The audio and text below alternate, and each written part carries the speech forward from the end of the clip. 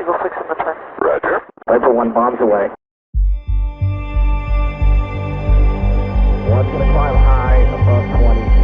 You're south. Eagle 6 radar contact. Eagle 6 is visual.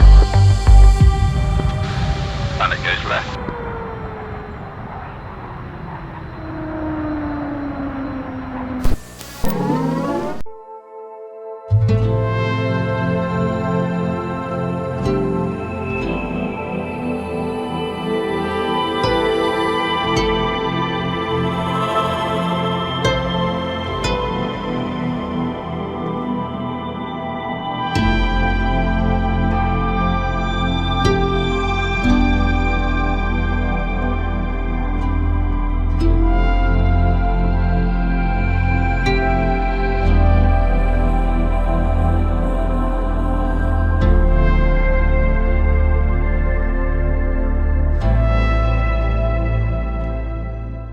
Well, hello, welcome back to the DCS SITREP, the new show on all things DCS World, which is made by Eagle Dynamics, and I'm your host, Prick the Hedgehog. We are marching into the last month of 2024, so we'll see what ED plans to pop into the game in December, especially after the exciting announcements discussed last week about the weather. So the weather nerds like me, we're really excited about the dust and fog effects for the game coming, hopefully sometime this month. I thought it was going to be at the end of this past month, November, but this is a pretty decent looking update, so we'll see if it gets implemented here this month. So stay tuned. This week's newsletter, though, let's turn to that, and it highlighted a couple of items of discussion. We'll begin with a reminder about the autumn sale, which is significant. It includes 30% off the column map. Maybe worth considering that map too, if you're also eager to get your hands on the upcoming Arctic Thunder campaign, which is a combined effort from Reflected Simulations and Baltic Dragon. The conflict is set in modern-day Kola Peninsula. It features the Hornet and the Viper, and both gents have been producing some interesting revelatory material about the campaign, which look pretty cool. Some neat fictional characters that Baltic was revealing on X look pretty cool. Some nice little storyline stuff there. Now, as I mentioned last week, there are some premium aircraft for sale, such as the Viper and the Hornet, which are currently 40% off. The column map, like I said, is 30% off. So it's a great time to bundle and stretch your dollar a little further. Pick up the two aircraft, pick up the map, and then wait for the campaign to come out, and you've got a whole lot of fun just in time for the holidays. Now, while we speak of maps, this is a good time to take another look at the highlighted reel of images from the intro and talk about visual improvements that are coming to South Atlantic. Now, according to the blurb, the South Atlantic map team is working on winter updates to their map, which I've already showcased a little bit of. In order to deliver this major upgrade, the team have meticulously developed custom seasonal simulation methods that deliver an exceptional level of realism to the Falkland Islands, whilst also further enhancing the areas of Argentina and Chile. So the new methods enhance terrain environmental information such as geo-elevation data, snowfall accumulation and melting. Because the available data does not contain enough detail, they have designed a process to interpolate and enhance the data, which results in impressive visuals. They say which results in impressive results, which sort of is a redundancy there, but we understand what they mean.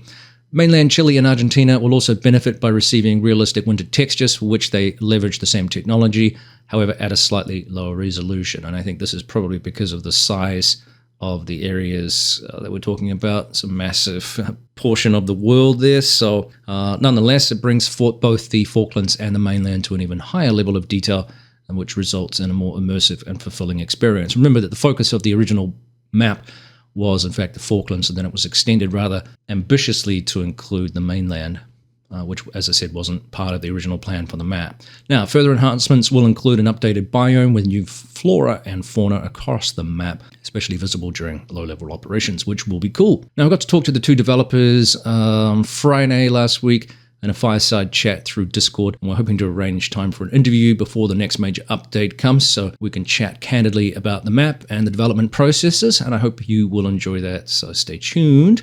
Let's turn now to the white paper that ED announced they've updated for the F-16 and the nerdy topic of INS GPS, which I quite enjoy. And we were not going to go through the white paper but we will talk about the highlights that they advised us. They've updated information on this based on questions from pilots about it. So the key highlights of the JET's INS systems are the functionality of the INS. So the paper discusses the understanding how the INS performs dead reckoning using accelerometers and gyros, and how errors such as the Schuler oscillation can affect navigation over time.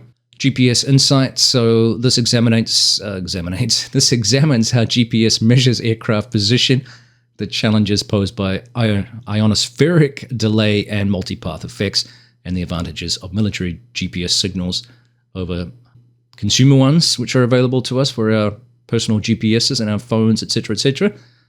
Kalman filtering, understanding how the Kalman filter optimally blends INS and GPS data, enhancing navigation precision while maintaining autonomy against potential GPS discrepancies or spoofing. And the practical applications, learning about the INS fixed procedures to correct accumulated errors, especially when GPS is unavailable. So you can have GPS denied environments. Military people will understand what I'm talking about here, but this may sound a little strange to those of us using off-the-shelf devices and assume that it's always there. That is not always the case, as we've seen in Ukraine, where drones are often denied GPS information, or GPS-guided munitions, for example, can be affected.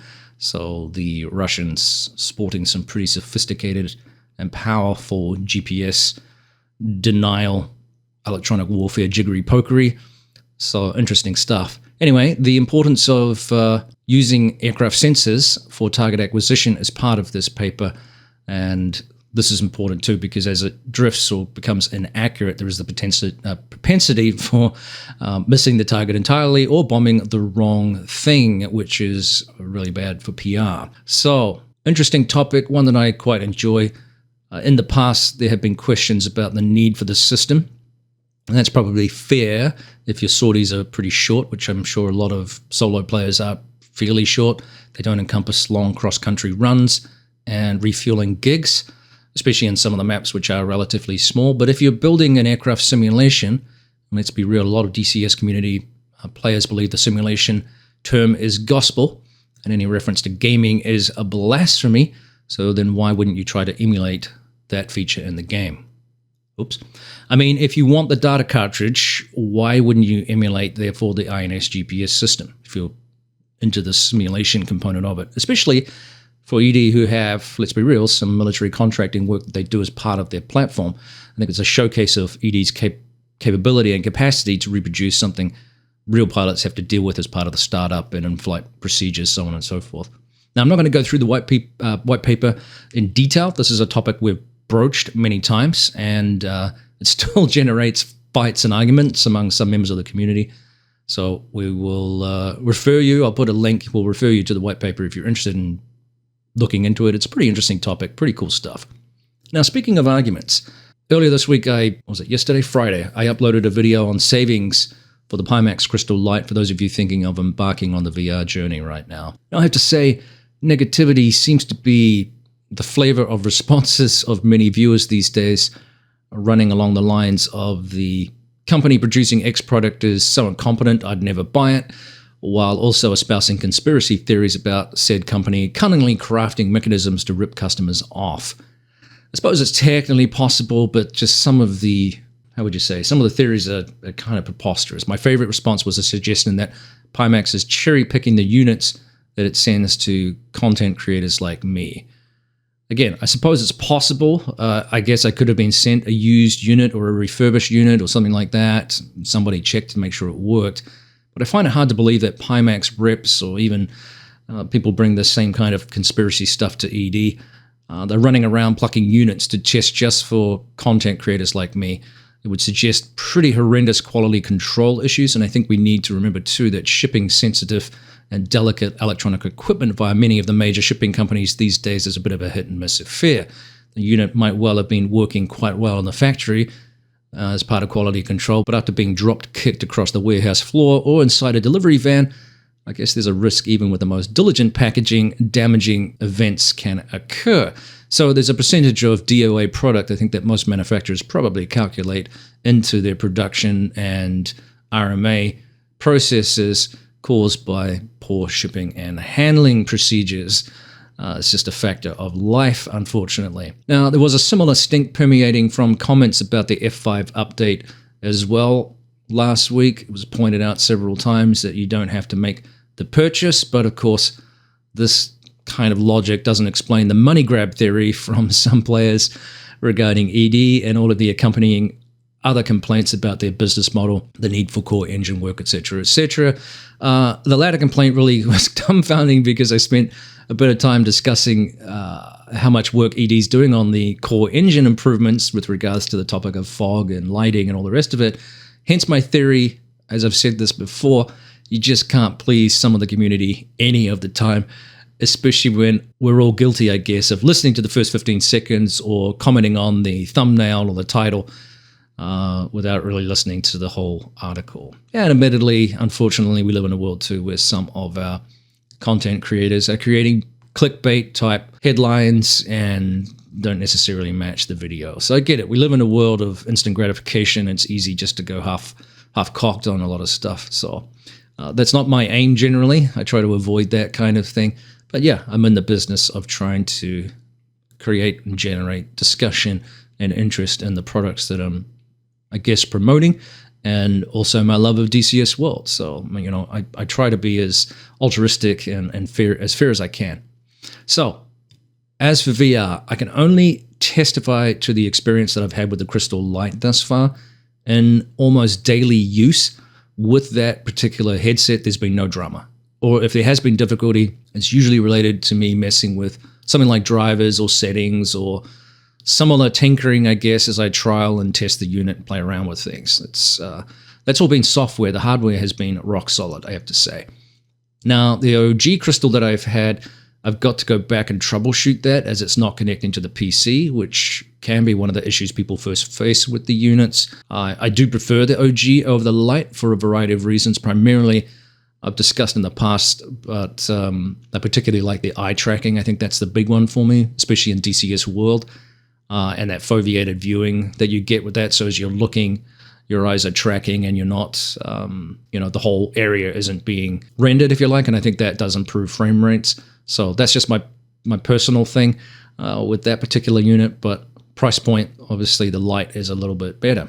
And I'll refer you to the other video about some new pricing systems that are going on right now, which you may find beneficial. I'm looking forward to getting the OG Crystal up and running again so we can do a little bit more work with that particular unit, but I think I might have some dead cabling. I had a power surge recently with the up system that I had. I think that may have fried it, at least the hub.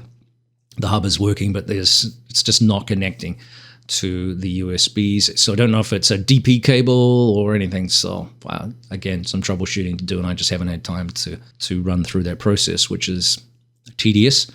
Unfortunately, these units are not plug and play. All right, it's something I've said several times in other videos on VR headsets. This is not peculiar though to Pimax VR headsets. This is something that many VR users have experienced getting into this particular portion of the hobby, especially early on with some of the early development. And that was one of the reasons I was wary for many years. They're pretty expensive. There's not a lot of good software necessarily to support them. And that has changed. And I think as more consumers are getting their hands on the tech, there's sort of a higher expectation. The bar is being risen by more people expecting improved interfacing without the need for the complex setup or the troubleshooting. It's no longer a niche technology for a wealthier client base with relatively low unit volume sales, compared to, say, monitors, for example, or some other forms of periphery equipment, GPUs, that kind of stuff. So I think it's natural that there is high expectation. I think that's a good thing that the consumer is driving. Hey, if I'm going to spend $1,500 or more on a headset, I can buy a GPU or I can buy other periphery equipment. This thing needs to work, and I don't think there's anything wrong with that. The other big bone of contention is the customer service department for Pimax, which seems to have come to a head with a video by Get Your Game On, and he described some negative experience that he had with the OG Crystal, and in particular the customer service experience, which he learned was something others have had as well. So that was the content of his video. He went through in detail what his particular concerns were. Now, Pimax, to their credit, they reached out to GYGO, and he and Yup from Pimax did a pretty decent follow-up video in which they discuss some mechanisms to rectify these issues, rectify some of the experiences that GYGO had. Now, I did note that at the time of the recording of this video, there were about 31,000 people who watched the original Think Twice Before Buying a Pimax video. But by comparison, only about 9,000 people watched the follow-up Pimax response video. So about a third of the people watching went to see the follow-up and what happened from that. So in other words, there's a narrative out there about don't buy a Pimax because of X, Y, and Z, and the customer service issues suck, but only a third of the narrative is the follow-up, if you like, and the rectification processes that Pimax is trying to do to rectify these issues and solve these issues and improve the experiences that people are having with these. So in short, the Pimax team recognized that there were some communication issues in terms of how customer service was treating people. They were following the letter of the law, so to speak, and not being flexible enough, not having enough authority, perhaps, to address the customer's concerns more specifically. They aim to have more stockpiles of headsets available for replacements and improve the flexibility, as I said, in the communication, which probably likely means more oversight too of that particular department to make sure that the individual customer concerns are being addressed, which is important. Nobody's denying that. Now, I noted it wasn't a great video for me. There were some people saying that Pimax is a terrible customer service department. So as I said, the narrative is out there, but I am challenging people a little bit because there's a lot of people that say things on videos based on information that they have heard, but it's not necessarily a personal experience. And so Pimax is hoping to gather more information about that portion. There's one thing to say, well, I wouldn't buy one because their customer service sucks. Okay, so what experience have you had with that? And then you get no reply or an admission like, well, I actually don't have any personal experience with the customer service system. I just heard that.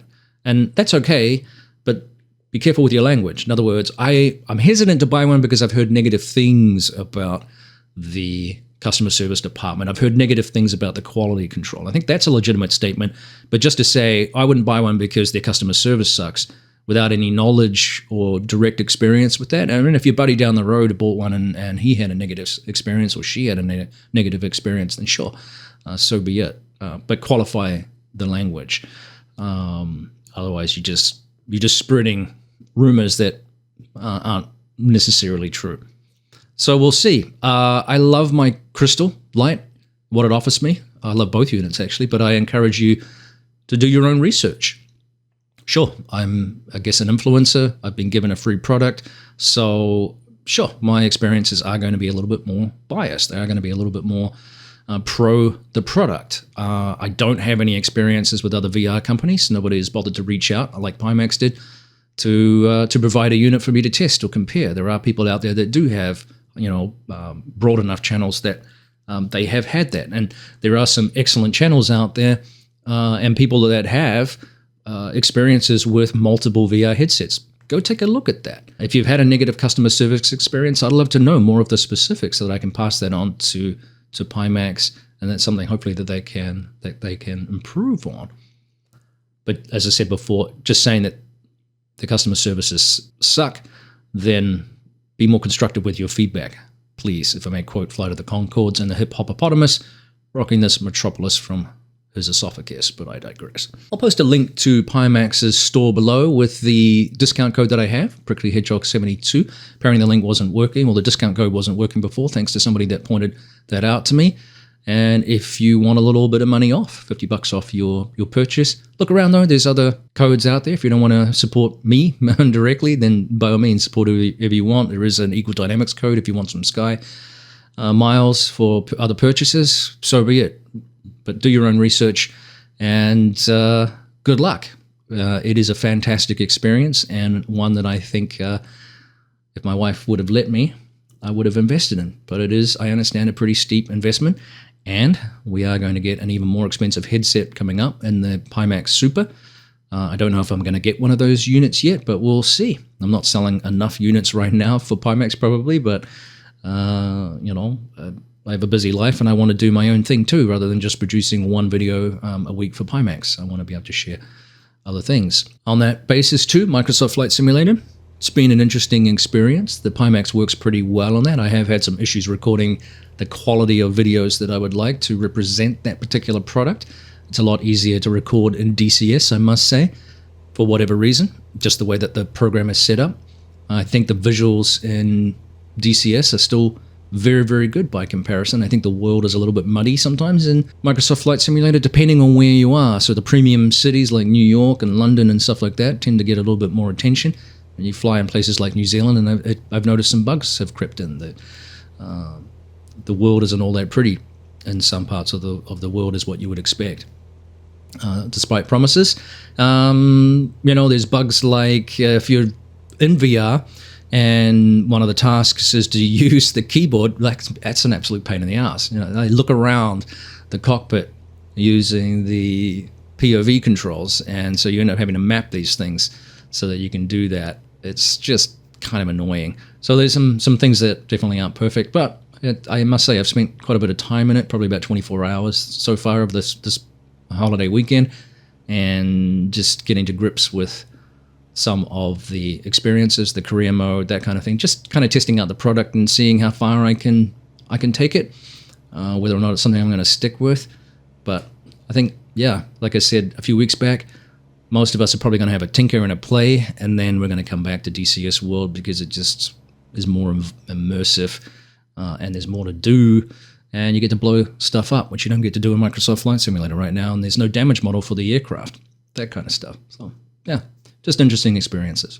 All right, well, that will do. Thanks again for tuning in to the DCS SITREP. Thanks for all the support, the likes, the subscribes, and those of you who've purchased a Pimax crystal. That helps the channel chug along. I really appreciate it, and we'll see you next time on the DCS SITREP.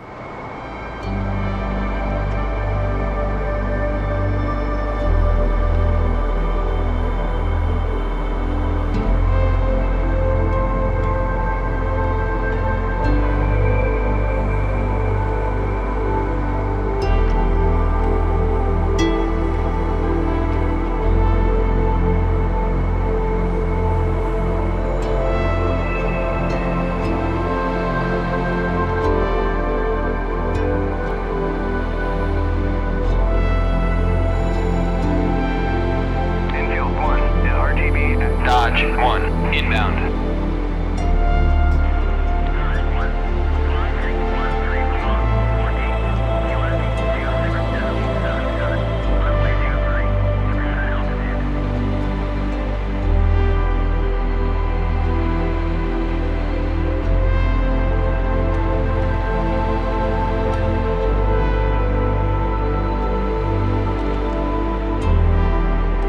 There are friendlies, Hog, 11 o'clock, 5 miles.